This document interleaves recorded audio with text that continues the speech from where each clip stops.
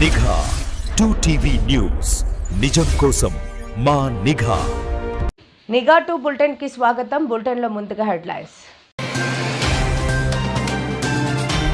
అహోబిలంలో వైభవంగా స్వామివారి తెప్పోత్సవం.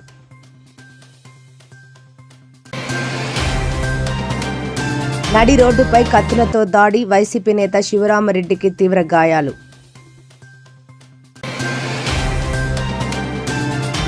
నెమలి వేణుగోపాలస్వామి ఆలయంలో దళిత ఎమ్మెల్యేకు అవమానం. టీటీడీ పరిపాలనా భవనం వద్ద కాంగ్రెస్ ధర్నా, కేంద్ర మాజీ మంత్రి చింతామోహన్ ఆధ్వర్యంలో నిరసన. కోటపాడు వెంకటరెడ్డి కుమారుడి వివాహం ఏఎంఆర్ ఫంక్షన్ హాల్లో కనుల పండుగగా వేడుక. ప్రొద్దుటూరులో జనసంద్రం, రాచమల్లు కుమార్తె వివాహ వేడుకలో సందడి చేసిన వైఎస్ జగన్. నంద్యాల, తండ్రి సన్నిధిలో ఘోరం, పెళ్లి పేరుతో మోసం, కడుపులోని బిడ్డను చిదిమేసిన పాస్టర్ కిరాతకం. చెత్త అంటే చెత్తే అని నిరూపిస్తున్న అధికారులు, కడపలో ప్రాణాలకు గ్యారంటీ ఏది? అన్నమయ్య జిల్లా ఉద్యోగుల ఆవేదన, ముగియని తాత్కాలిక కష్టాలు.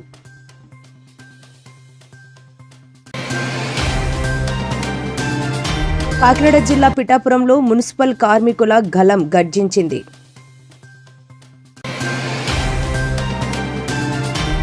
ఆలగడ్డలో వైఎస్ఆర్సీపీ నాయకుడిపై హత్యాయత్నం. నవనారసింహ క్షేత్రమైన అహోబిలంలో ఆధ్యాత్మిక శోభ ఉట్టిపడుతోంది. దిగువ అహోబిలంలోని శ్రీ లక్ష్మీ నరసింహస్వామి వారి సన్నిధిలో ఈరోజు తెప్పోత్సవ సంబరాలు అంబరాన్నంటాయి. చుట్టూ కొండలు, మధ్యలో కోనేరు, ఆ కోనేటి అలలపై నరసింహుడు విహరిస్తుంటే భక్తులు తన్మయంతో పులికించిపోయారు. అహోబిలం మఠం సాంప్రదాయం ప్రకారం క్షేత్ర పీఠాధిపతి శ్రీవన్ శటకోప శ్రీ రంగనాథ యతీంద్ర మహదేశికన్ 46వ పీఠాధిపతి వారి దివ్య పర్యవేక్షణలో ఈ వేడుక అత్యంత వైభవంగా ప్రారంభమైంది. రంగురంగుల విద్యుత్ దీపాలు, సుగంధ పుష్పాలతో సుందరంగా అలంకరించిన తెప్పపై శ్రీదేవి భూదేవి సమేతుడైన శ్రీ లక్ష్మీ నరసింహుడు స్వామివారు కొలువుతీరారు. వేద మంత్రోచ్చారణలు, మంగళ వాయిద్యాల నడుమ కోనేటి నీటిపై స్వామివారు విహరిస్తూ భక్తులకు దర్శనమిచ్చారు. తెప్పోత్సవం మొదటి రోజు కావడంతో శాస్త్రోక్తంగా స్వామివారు కోనేరులో 5 ప్రదక్షిణలు రౌండ్లు చేశారు. స్వామివారి నామస్మరణతో అహోబిల క్షేత్రం మారుమోగిపోయింది. ఈ పవిత్ర కార్యక్రమంలో ఉభయదారులుగా నంద్యాల ఏడీ శ్రీ డి రవికాంత్ చౌదరి మరియు వారి కుటుంబ సభ్యులు పాల్గొని స్వామివారిని దర్శించుకున్నారు. వీరికి ఆలయ మర్యాదలతో పీఠాధిపతులు ఆశీర్వచనాలు అందజేశారు. ఈ వేడుకను వీక్షించేందుకు తెలుగు రాష్ట్రాల నలుమూలల నుండి భక్తులు భారీగా తరలివచ్చారు.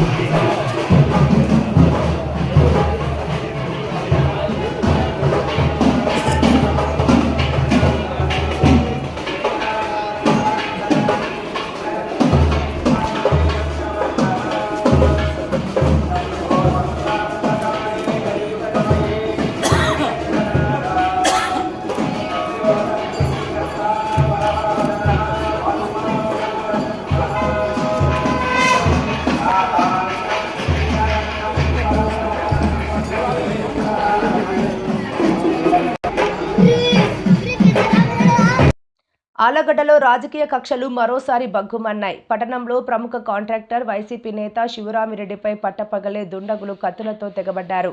కాచింతల క్షేత్రం రహదారిలోని టీవీఎస్ఆర్ గౌడౌన్ సమీపంలో ఈ దారుణం చోటు చేసుకుంది. శివరామిరెడ్డి ఒంటరిగా ఉన్న సమయం చూసి మూకుముడిగా విరుచుకుపడిన నిందితులు ఆయనపై విచక్షణ రహితంగా దాడి చేశారు. రక్తపు మడుగులో ఉన్న ఆయన్ని స్థానికులు వెంటనే ప్రభుత్వ ఆసుపత్రికి తరలించారు. పరిస్థితి విషమించడంతో మెరుగైన చికిత్స కోసం నంద్యాల ఆసుపత్రికి తరలించారు. ఈ దాడి విషయం తెలియగానే వైసీపీ శ్రేణులు ఒక్కసారిగా ఆసుపత్రికి చేరుకున్నారు. రాష్ట్ర విత్తనాభివృద్ధి సంస్థ మాజీ చైర్మన్ ఏవి సుబ్బారెడ్డి, భూమా కిషోర్ రెడ్డి, గోపవరం నరసింహారెడ్డి సహా పలువురు నేతలు బాధితుడిని పరామర్శించి ఆరోగ్య పరిస్థితిని అడిగి తెలుసుకున్నారు. ఈ సందర్భంగా ఎమ్మెల్యే భూమా అఖిలప్రియ, ఆమె భర్త భార్గవరాంపై వైసీపీ రాష్ట్ర కార్యదర్శి భూమా కిషోర్ రెడ్డి తీవ్రస్థాయిలో విరుచుకుపడ్డారు. టీవీఎస్ఆర్ గోడౌన్లను తమ పేరిట రాయాలని, లేదంటే 2 కోట్లు ఇవ్వాలని గత కొంతకాలంగా శివరామిరెడ్డిని ఎమ్మెల్యే దంపతులు వేధిస్తున్నారని ఆయన ఆరోపించారు. వారి బెదిరింపులకు లొంగకుండా న్యాయ పోరాటం చేస్తున్నందుకే కక్షగట్టి తన అనుచరులతో ఈ హత్యాయత్నానికి పాల్పడ్డారని కిషోర్ రెడ్డి మండిపడ్డారు. ఆలగడ్డలో శాంతి భద్రతలు పూర్తిగా క్షీణించాయని, ముఖ్యమంత్రి చంద్రబాబు నాయుడు పాలనలో రౌడీ రాజ్యం సాగుతోందని ఆయన నిలదీశారు. తక్షణమే నిందితులపై కఠిన చర్యలు తీసుకోవాలని, లేకపోతే ప్రజలే బుద్ధి చెబుతారని హెచ్చరించారు. ఈ ఘటనతో ఆలగడ్డలో ఒక్కసారిగా ఉద్రిక్త వాతావరణం నెలకొంది. రౌడీలం పెట్టుకొని, గుండాలం పెట్టుకొని ఆర్లగడ్డని పూర్తిగా భయభ్రాంతులు చేసి ఏం సాధిద్దాం అనుకుంటున్నారు మీరు? చంద్రబాబు నాయుడు గారు మీకు ఇందుకేనా అధికారం ఇచ్చింది? పవన్ కళ్యాణ్ గారు ఒకరిని చంపి ఆస్తులు రాయించుకుంటే మీకు అవుతాయా? ఎంతమందిని చేయగలుగుతారు? ఒక లా అండ్ ఆర్డర్ మెయింటైన్ చేయలేకపోతున్నారు, ఏమీ చేయలేకపోతున్నారు. ఇక మీరు ఎందుకు రాజకీయాల్లో? ఈడ ఈ ఎమ్మెల్యే అరాచకాలు చూస్తుంటే అసలు అసహించుకుంటున్నారు ప్రజలు. ఖచ్చితంగా ఈరోజు ఎవరెవరైతే ఈ ఘటనలో ఆమె అనుచరులు, అఖిలప్రియ అనుచరులు, ఆమె భర్త అనుచరులు ఎవరైతే ఉన్నారో వాళ్ళందరినీ కూడా ఇమీడియట్గా అటెంప్టివ్ మర్డర్ కింద అరెస్ట్ చేయాల్సిందిగా కోరుతున్నాం, డిమాండ్ చేస్తున్నాం. ఆంధ్రప్రదేశ్ రాష్ట్రంలో కూటమి ప్రభుత్వం దళితులపై కక్షపూరిత పాలన సాగిస్తోందని ఎస్సీ సెల్ జిల్లా కార్యదర్శి సాకే రామాంజనేయులు తీవ్ర ఆగ్రహం వ్యక్తం చేశారు. నిన్న గంపలగూడెంలో చోటు చేసుకున్న ఘటనపై ఆయన నిప్పులు చెరిగారు. తిరువూరు నియోజకవర్గం ఎమ్మెల్యే దళిత నేత కొలికపూడి శ్రీనివాసరావుకు ఆలయ ప్రాంగణంలో ఘోర అవమానం జరిగిందని ఆయన పేర్కొన్నారు. నెమలి వేణుగోపాలస్వామి కళ్యాణ మహోత్సవం సందర్భంగా రాజ్యాంగబద్ధమైన ప్రోటోకాల్ ప్రకారం స్వామివారికి తలంబ్రాలు, పట్టు వస్త్రాలు సమర్పించేందుకు వెళ్లిన ఎమ్మెల్యేను అడ్డుకోవడంపై సాకే రామాంజనేయులు మండిపడ్డారు. ఒక ప్రజాప్రతినిధిని, అందున ఒక దళిత ఎమ్మెల్యేను ఆలయ కార్యక్రమాల్లో అడ్డుకోవడం ప్రజాస్వామ్యానికి సిగ్గుచేటని ధ్వజమెత్తారు. ఇది కేవలం కొలికపూడి శ్రీనివాసరావుకి జరిగిన అవమానం మాత్రమే కాదు, రాష్ట్రంలోని కోట్లాది మంది దళితుల ఆత్మగౌరవంపై జరిగిన దాడి అని ఆయన ఆవేదన వ్యక్తం చేశారు. ఈ ఘటనకు కారణమైన వారిపై వెంటనే ఎస్సీ ఎస్టీ అల్ట్రాసిటీ కేసు నమోదు చేయాలని, బాధ్యులపై కఠిన చర్యలు తీసుకోవాలని డిమాండ్ చేశారు. భవిష్యత్తులో ఇలాంటి రాజ్యాంగ విరుద్ధమైన ఘటనలు పునరావృతం కాకుండా చూడాలని, దళితుల పట్ల ప్రభుత్వం తన వైఖరిని మార్చుకోవాలని రామాంజనేయులు హెచ్చరించారు. లేని పక్షంలో పెద్ద ఎత్తున ఆందోళన చేపడతామని స్పష్టం. వేణుగోపాలస్వామి ఆలయ బ్రహ్మోత్సవాలలో పట్టు వస్త్రాలు, తలంబ్రాలు తీసుకొని ప్రోటోకాల్ ప్రకారము వెళితే అక్కడ అడ్డుకోవడం చాలా బాధాకరం. అయితే ఇదే వేరే కులస్తులు కానీ వేరే శాసనసభ సభ్యులు వెళితే అలాగే గౌరవిస్తారా, లేకపోతే ఇంకా ఏమనేది ఈ రాష్ట్రంలోని ప్రజలంతా కానీ గమనిస్తూ ఉన్నారు. ఎవరైతే అక్కడ అడ్డుకున్నారో వారిపైన ఎస్సీ ఎస్టీ అట్రాసిటీ కేసు నమోదు చేసి వారిపైన చట్టపరమైన కఠిన చర్యలు తీసుకొని ఇట్లాంటి సంఘటనలు భవిష్యత్తులో పునరావృతం కాకుండా చూసుకోవాలని గట్టిగా ఖండిస్తున్నాము. YSR Congress party SC cell తరఫున. తిరుపతిలో రాజకీయ సెగలు రేగుతున్నాయి. ఈ రోజు అనగా శుక్రవారం ఉదయం టీటీడీ పరిపాలనా భవనం వద్ద కాంగ్రెస్ పార్టీ శ్రేణులు భారీ ధర్నా నిర్వహించారు. కేంద్ర మాజీ మంత్రి, కాంగ్రెస్ సీనియర్ నేత చింతామోహన్ నేతృత్వంలో ఈ నిరసన కార్యక్రమం కొనసాగింది. టీడీపీ వ్యవహారాల్లో జరుగుతున్న పరిణామాలపై ఆగ్రహం వ్యక్తం చేస్తూ కార్యకర్తలతో కలిసి ఆయన నిరసన తెలిపారు. అనంతరం చింతామోహన్ మీడియాతో మాట్లాడుతూ పలు కీలక అంశాలపై టీటీడీ యాజమాన్యాన్ని, ప్రభుత్వాన్ని ప్రశ్నించారు. ఈ కార్యక్రమంలో కాంగ్రెస్ నేతలు రవి, తేజోవతి, శాంతి యాదవ్, ముని శోభ, ఎస్వి సుబ్బారావు, దాసరి చిరంజీవి, రాముతో పాటు పెద్ద సంఖ్యలో కార్యకర్తలు పాల్గొన్నారు. భక్తుల ప్రయోజనాలే పరమావధిగా టీటీడీ పనిచేయాలని సందర్భంగా కాంగ్రెస్ నాయకులు డిమాండ్ చేశారు. ఆంధ్రప్రదేశ్కు మిగిలింది టెంపులే, అంతకంటే ఏముంది? ఆంధ్రాకి ఆ పక్క రాళ్ళు, ఆ పక్క సముద్రం. తిరుమల టెంపుల్ వల్ల ఏదో మన ప్రాంతం, మన వాళ్ళకి హోదా దక్కుతుంది. ప్రత్యేక హోదా రాకపోయినా మన వాళ్ళకి కాస్తో కోస్తో అభివృద్ధి వస్తుందని అందరం ఆశించాం. మరి ఈరోజు ఉన్నటువంటి పరిస్థితి, మేము కాంగ్రెస్ పార్టీ అధికారంలో ఉన్నప్పుడు మంగళవారం దర్శనం ప్రత్యేకంగా స్థానికులకు ఇచ్చాం. దాన్ని ఆపేశారు జగన్ను చంద్రబాబు ఇద్దరు. దీన్ని మేము ఖండిస్తున్నాం. వెంటనే ప్రతి మంగళవారం ప్రత్యేకంగా ప్రవేశ దర్శనం తిరుపతి వాసులకు ఇవ్వాలి, ఇచ్చి తీరాలి. రెండవది, సిమ్స్ హాస్పిటల్లో కాంగ్రెస్ పార్టీ అధికారంలో ఉన్నప్పుడు ఉచితంగా ట్రీట్మెంట్ ఇచ్చాం పేదవాళ్లకు. ఈరోజు ఆ ట్రీట్మెంట్ ఆపేశారు. జగన్ ప్రభుత్వం వచ్చిన తర్వాత, చంద్రబాబు ప్రభుత్వాలు వచ్చిన తర్వాత ఆలోచించండి. మేము వదిలిపెట్టాం మిమ్మల్ని. మేము అడిగే వాటికి మీరు సమాధానాలు వెంటనే నెక్స్ట్ బోర్డులో రిప్లైలు రావాలి. హోటల్లో జరిగినటువంటి అవినీతి, టెండర్ మరి ట్రాన్స్పరెంట్ యాక్ట్ అని ఒకటి ఉంది. టెండర్ ట్రాన్స్పరెంట్ యాక్ట్ పనిచేస్తుందా? ఇక్కడ ఎలా ఇచ్చారు 5గురికి పెద్ద హోటళ్ళు? ఎంతున్నాయా ధరలు? ఎవరు కట్టాలి? ఇదా మీరు చేసే పనులు? 5 జనతా హోటళ్ళు ఎవరికి ఇచ్చారు మీరు? జవాబులు చెప్పి తీరాలని డిమాండ్ చేస్తూ ఏదైనా ప్రశ్నలు ఉంటే అడగమని మిమ్మల్ని చేతులెత్తి ప్రార్థిస్తున్నాం. రెండు మనసుల కలయిక, రెండు కుటుంబాల బంధం, కర్నూలు వేదికగా జరిగిన ఒక వేడుక ఇప్పుడు అందరినీ ఆకట్టుకుంటోంది. కోటపాడుకు చెందిన retired bank manager Maurya Venkatareddy, Nirma దంపతుల కుమారుడు మౌర్య అనిల్ కుమార్, కర్నూలుకు చెందిన పల్లె అఖిలల వివాహ మహోత్సవం గురువారం నాడు అత్యంత వైభవంగా జరిగింది. కర్నూలులోని ప్రముఖ ఏఎంఆర్ ఫంక్షన్ హాల్ ఈ అపురూప వేడుకకు వేదిక అయింది. పెళ్లి మండపాన్ని కనుల పండుగగా ఎంతో సుందరంగా ముస్తాబు చేశారు. ఆ ప్రాంగణమంతా ఒక ఆధ్యాత్మిక మరియు ఉత్సాహభరితమైన వాతావరణంతో నిండిపోయింది. వధూవరులు పెద్దల ఆశీర్వాదాల మధ్య మంగళ వాయిద్యాల వేదికగా నూతన వధూవరులుగా ఒకటయ్యారు. వివాహ వేడుకలో భాగంగా ఏర్పాటు చేసిన సంగీతం, నృత్య ప్రదర్శనలు మరియు విందు కార్యక్రమాలు అతిథులను విశేషంగా ఆకట్టుకున్నాయి. ఈ శుభకార్యానికి బంధుమిత్రులు, శ్రేయోభిలాషులు భారీ సంఖ్యలో తరలివచ్చి నూతన దంపతులను నిండు నూరేళ్లు చల్లగా ఉండాలని ఆశీర్వదించారు.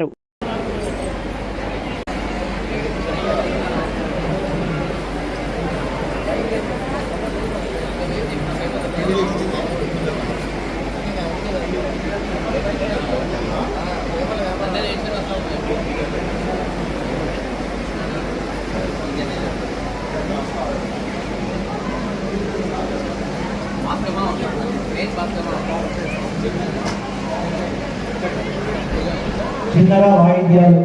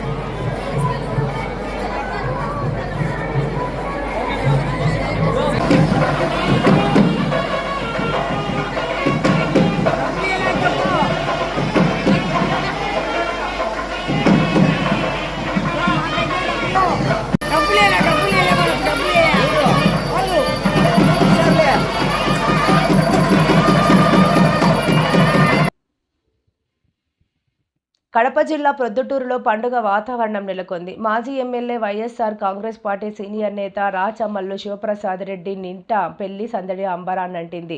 ఆయన చిన్న కుమార్తె వివాహ రిసెప్షన్ వేడుకకు ముఖ్య అతిథిగా విచ్చేసిన మాజీ ముఖ్యమంత్రి వైఎస్ జగన్మోహన్ రెడ్డి నూతన వధూవరులను ఆశీర్వదించారు. ప్రొద్దుటూరు గడ్డపై అడుగుపెట్టిన జననేత జగన్మోహన్ రెడ్డికి పార్టీ శ్రేణులు, అభిమానులు ఘనస్వాగతం పలికారు. తమ ప్రియతమ నాయకుడిని ఒక్కసారైనా చూడాలని జిల్లా నలుమూలల నుండి కార్యకర్తలు, అభిమానులు వేల సంఖ్యలో తరలివచ్చారు.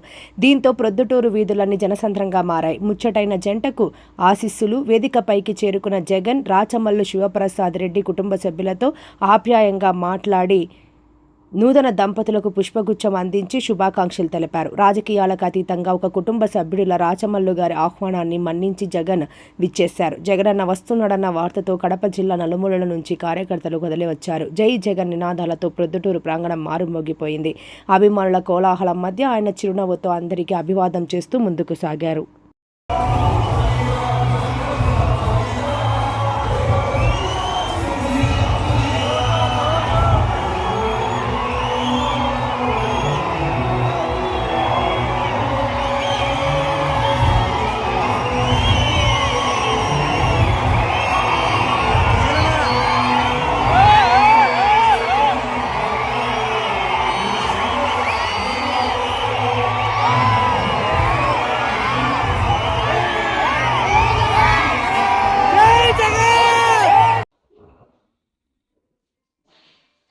బాధితులకు అండగా ఉండాల్సిన చట్టం నిద్రపోతోందా? అన్యాయం జరిగిన ఆడపిల్ల అరిచి గీ పెడుతున్న పోలీసులు ఎందుకు కళ్ళు తెరవడం లేదు?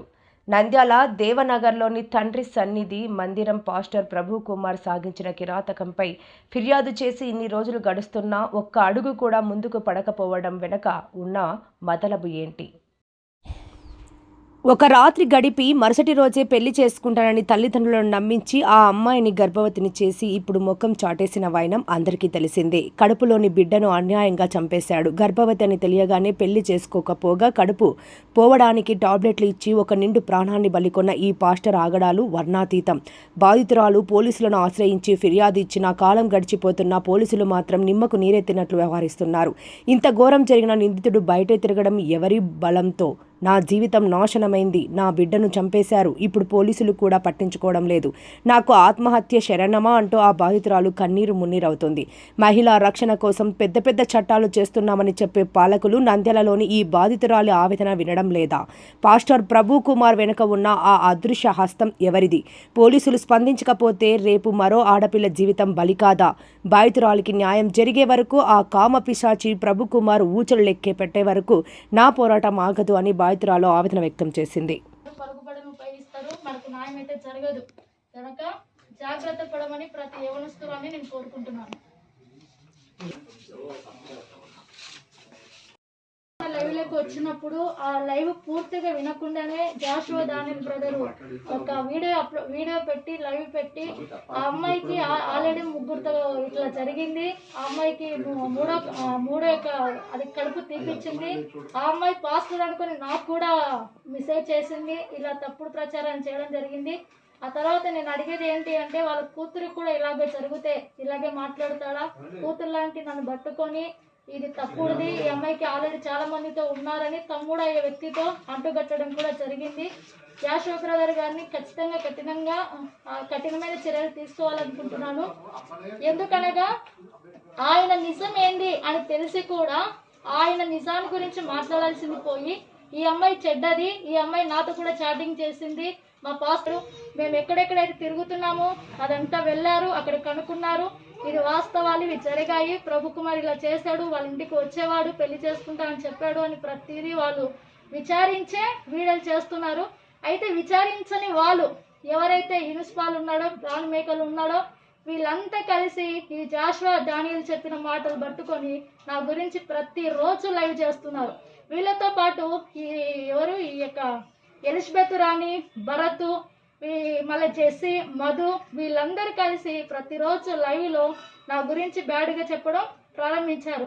అలాగే నా సొంత ఊర్లో కూడా నా సాక్ష్యాన్ని చదవాలని ఇక్కడ తండ్రి సన్నిధికి వచ్చే ఒక యవనస్తురాలని వాళ్ళు ఆడుకొని ఆ అమ్మాయిని వాడుకొని తప్పుడు ప్రచారం అనేది చేయించారు. ఆ తర్వాత మేము ఊరికి వెళ్ళడం జరిగింది. ఊరికి వెళ్ళాక మా బంధువులకి చెప్పాం, వాళ్ళు ఇంటి దగ్గరికి వెళ్ళారు. ఆ తర్వాత నిజాలు ఏంటి అని మేము అక్కడ పరిశోధించినప్పుడు ఆ పాప చెప్పిన మాట ఏంటంటే, ప్రభు కుమార్ నాకు ఇలా చెప్పమన్నాడు అక్క, కావాలంటే చూడండి అక్క అని చాటింగ్ చూపించింది. ఆ ఎవిడెన్స్ కూడా నా దగ్గర ఉన్నాయి, ఎన్నిసార్లు ఫోన్ చేశాడు, ఎన్నిసార్లు మాట్లాడాడు అని. ఆ అబ్బాయి చేసిన తప్పుని కప్పిపుచ్చుకోవడానికి మాత్రమే అబద్ధ సాక్ష్యాలు పుట్టిస్తున్నారు. నాది ఏమనుకోవద్దమ్మా, నాకు సరిగ్గా మాట్లాడేది రాదు.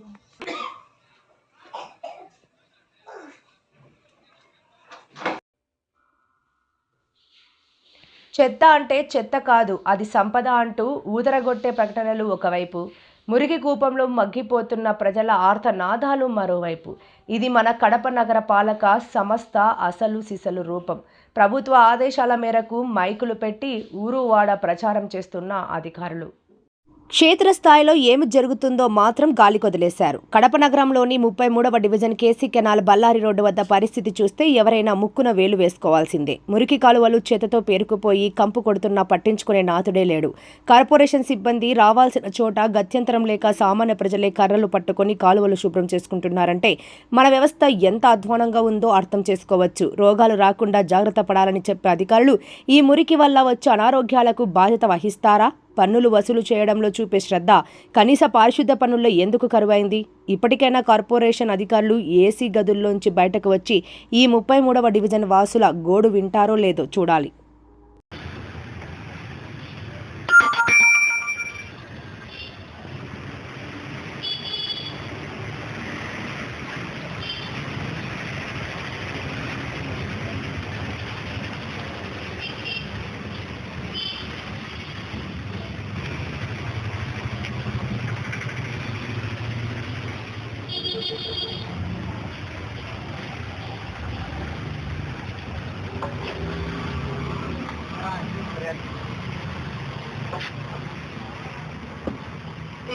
ఆయన కాంతో जल्दी ये ले तिरुपति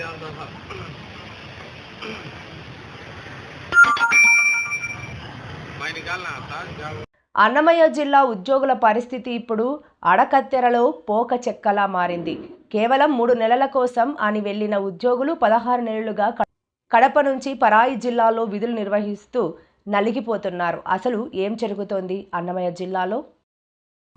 ఎందుకు కేవలం కడప ఉద్యోగులనే టార్గెట్ చేస్తున్నారు? 2024 సెప్టెంబర్లో కడప ఎస్సీ గారు కేవలం 3 నెలల కాలానికి యూటిలైజేషన్ ఆర్డర్స్ ఇచ్చి అన్నమయ్య జిల్లాకు పంపారు. కానీ ఆ 3 నెలలు కాస్త నేటికి 16 నెలలు దాటినా వారిని వెనక్కి పిలవడం లేదు. తాజాగా ప్రభుత్వం అన్నమయ్య జిల్లా కేంద్రాన్ని రాయచోటి నుండి మదనపల్లికి మార్చింది. నిబంధనల ప్రకారం పాత ఆర్డర్లు రద్దయి కొత్తగా కౌన్సిలింగ్ నిర్వహించాలి. కానీ అధికారులు మాత్రం పాత ఉత్తర్వులనే సాకుగా చూపిస్తూ మళ్లీ మదనపల్లి వెళ్లాల్సిందే అంటూ ఒత్తిడి చేస్తున్నారు. మదనపల్లికి చిత్తూరు, తిరుపతి జిల్లాల నుండి దూరం తక్కువ. అక్కడి ఉద్యోగులను తీసుకోవడంలో జాప్యం చేస్తూ కేవలం కడప జిల్లా ఉద్యోగులనే బలిపశువులను చేయడం ఎంతవరకు న్యాయం? దూర ప్రాంతాలకు వెళ్లలేక ఇటు కుటుంబాన్ని వదులుకోలేక ఉద్యోగులు మానసిక వేదనకు గురవుతున్నారు. అందుకే ఈరోజు 6/3/2026 అన్నమయ్య జిల్లా సమస్యపై ఉద్యోగులంతా ఏకమై రిలే నిరాహార దీక్షలకు దిగారు. ప్రభుత్వం ఇప్పటికైనా స్పందించి అన్యాయంగా కొనసాగుతున్న పాత ఆర్డర్లను రద్దు చేసి తమను సొంత జిల్లాలకు పంపాలని డిమాండ్ చేస్తున్నారు. మన కార్మిక సోదరులకు ఎంప్లాయీస్ మూలంగా మన ఎస్సీ గారు 15 నెలల ముందు అన్నమయ్య జిల్లా వచ్చింది కాబట్టి 3గా చీలిపోయాయి. రాజంపేట కడప చేశారు, రాయచూరు మదనపల్లి చేశారు, తిరుపతిని కోడూరుని తిరుపతి చేశారు. మమ్మల్ని డైరెక్ట్గా మదనపల్లి ఎక్స్పోర్ట్ వస్తే మీరు మదనపల్లి నుంచి రావాల్సిందే అని ఇప్పుడు మా ఎస్సీ గారు పెట్టారు.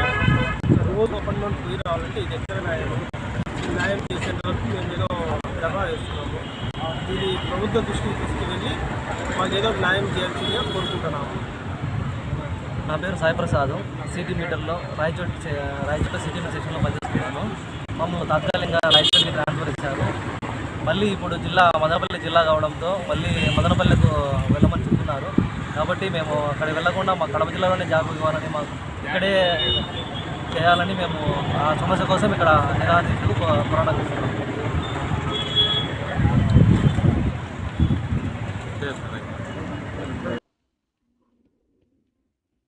కాకినాడ జిల్లా పిఠాపురంలో మున్సిపల్ కార్మికుల గళం గర్జించింది. ఏళ్ల తరబడి పెండింగ్లో ఉన్న సమస్యల పరిష్కారం కోసం, మున్సిపల్ రంగంలో విప్లవాత్మక మార్పుల కోసం ఏఐటీయూసీ ఆధ్వర్యంలో సమరశంఖం పూరించారు నాయకులు. ఈ క్రమంలో పిఠాపురం మున్సిపాలిటీలో కొత్తగా 40 పోస్టుల మంజూరు పట్ల హర్షం వ్యక్తం చేస్తూనే నియామకాల్లో పారదర్శకత ఉండాలని డిమాండ్ చేస్తున్నారు. మార్చి 10వ తేదీ కాకినాడలో జరగబోయే జిల్లా మహాసభను జయప్రదం చేయాలని కార్మికులకు సాకా రామకృష్ణ పిలుపునిచ్చారు. పిఠాపురంలో పెరిగిన వార్డుల దృష్ట్యా పని భారాన్ని తగ్గించడానికి 40 మంది అదనపు సిబ్బందిని కేటాయించినందుకు ప్రస్తుత కూటమి ప్రభుత్వానికి యూనియన్ కృతజ్ఞతలు తెలిపింది. కొత్తగా భర్తీ చేసే పోస్టుల నియామకాలు ఖచ్చితంగా యూనియన్ సంప్రదింపులతో పారదర్శకంగా జరగాలని ఏఐటీయూసీ స్పష్టం చేసింది. ఏప్రిల్ 26 నుండి 29 వరకు తిరుమలలో జరగనున్న రాష్ట్ర సమితి సమావేశాల్లో మున్సిపల్ కార్మికుల సమస్యలను ప్రధానంగా చర్చించి ప్రభుత్వంపై ఒత్తిడి తీసుకురానున్నట్లు వెల్లడించారు. పర్మనెంట్ కార్మికులకు వేతనాల పెంపుదల తక్షణమే అమలు చేయాలి. పదవీ విరమణ చేసిన కార్మికులకు రావాల్సిన ప్రయోజనాలను వెంటనే చెల్లించాలి. కార్మికులకు నష్టం చేకూర్చే 4 లేబర్ కోడ్లను రద్దు చేయాలి. 12 గంటల పని దినాల ప్రతిపాదనను ఉపసంహరించుకోవాలి. అధికారులతో సమన్వయం పాటిస్తూనే కార్మికుల హక్కుల సాధనలో ఏఐటీయూసీ ఎప్పుడు ముందుంటుందని సాకా రామకృష్ణ ధీమా వ్యక్తం చేశారు. మస్తర్ ఆఫీస్ వద్ద జరిగిన ఈ కార్యక్రమంలో ముత్యాల అప్పారావు, గూడుపు సత్యవతి, చెక్క అప్పలకొండ మరియు ఇతర కార్మిక నాయకులు భారీ సంఖ్యలో పాల్గొన్నారు. కార్మికులకి యాజమాన్యం సంబంధంగా జరగాలి తప్ప ప్రైవేట్ విధంగా జరగకూడదు. అదే ఆ విధంగానే ఈ యొక్క ప్రతిపాదన అంతా జరగాలని మరి ఒకసారి అధికారులకు తెలియజేస్తూ ఉన్నాం. 40 పోస్టులు కూడా యూనియన్ పరిధిలోనే జరగాలి. యూనియన్ ఎవరైతే ప్రతిపాదించదో వాళ్ళ పరిధిలోనే జరగాలని మేము ఏఐటీసీ పిఠాపురం శాఖ నుంచి తెలియజేస్తూ ఉన్నాం.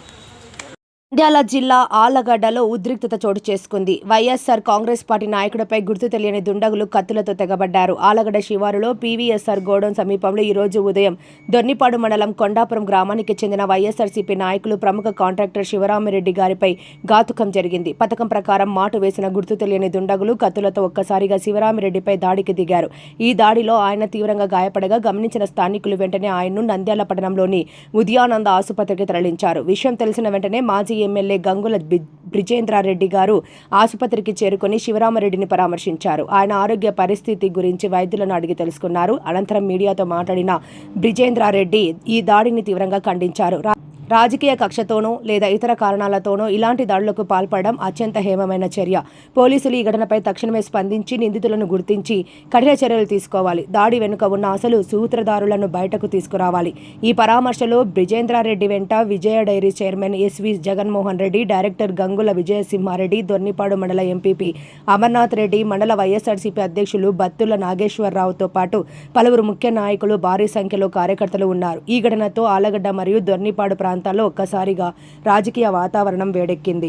కొట్టి వీడియోలు తీసి ఆ వీడియోలు పబ్లిక్ చేసి ప్రజల్ని భయభ్రాంతులకు గురి చేయడానికి ట్రై చేశాం. దాని తర్వాత ఇంకా కలెక్షన్ ఇంకా చెప్పాల్సిన అవసరం లేదు. పోయిన సంవత్సరం 2025లో గోవిందపల్లిలో ప్రతాప్ రెడ్డి అని చెప్పేసి వాళ్ళ అన్న మర్డర్ కేసు ట్రయల్కి వస్తే ఆయన దాంట్లో ప్రధాన సాక్షిగా ఉన్నాడని అతని గుడిలో చంపడానికి ప్రయత్నం చేసినారు. చంపడానికి ప్రయత్నం చేసినారు. ఈరోజు మళ్ళీ శివరామరెడ్డి గారి ఇన్సిడెంట్. అంటే ఏం జరుగుతుంది ఒకసారి ఆలోచన చేయండి. ఊరికి ఆడ అసెంబ్లీలో కూర్చొని నేను చట్టానికి, న్యాయానికి, ధర్మానికి, ప్రతిరూపాన్ని, నేనే శాంతి భద్రతలు ఉన్నాయి, అవి ఉన్నాయి. నీకు జరగకపోతే కాదు, ప్రజలు ఎవరికి జరగకుండా చూడడమే శాంతి భద్రతలను కాపాడడం. నాకు జరగకుండా ఉంది కదా, అందరూ ప్రశాంతంగా ఉన్నారనుకోవడం తప్పు. చంద్రబాబు నాయుడు గారు ఇప్పటికైనా తెలుసుకోండి, కళ్ళు తెరుచుకొని మేల్కోండి. లేకపోతే ఇట్లాంటి సంఘటనలకి మేము కూడా ఎంత దూరమైనా పోవడానికి సిద్ధమవుతున్నాం. ఇంకా అది ఇప్పుడు పోలీసులు దీని మీద గట్టిగా చర్య తీసుకొని నిందితులు ఎంతటి వారైనా దీని వెనుకున్న వారిని బయటికి తీసుకొచ్చి శిక్షిస్తే మేము కూడా ఇదైతాం. లేదంటే కానీ మేము కూడా ఎంత దూరమైనా పోవడానికి సిద్ధంగా ఉన్నామని చెప్పి తెలియజేస్తాం. మరిన్ని లేటెస్ట్ అప్డేట్స్ కోసం చూస్తూనే ఉండండి నిఘా 2 న్యూస్. ఈ వార్తలు ఇంతటితో సమాప్తం. నమస్కారం.